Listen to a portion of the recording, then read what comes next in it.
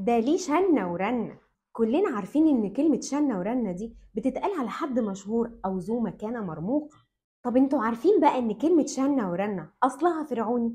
كلمة رن بالمصرية القديمة يعني الاسم، والاسم عند الملوك كان حاجة مقدسة، لان كان في اعتقادهم ان الروح بتتعرف على الجسد في العالم الاخر عن طريق الاسم.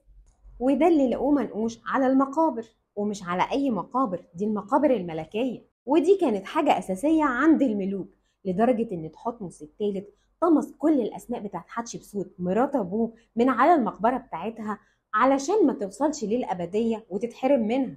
أما بقى بالنسبة لكلمة شن فمعناها الأبدية بالمصرية القديمة، وكانت بتترسم على شكل قرص الشمس المشرق على الأرض.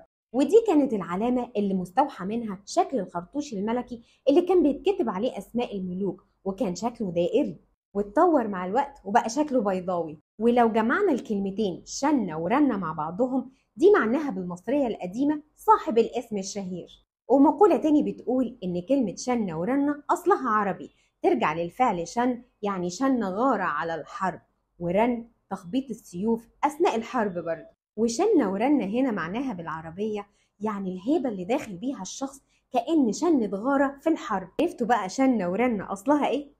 وما تنسوش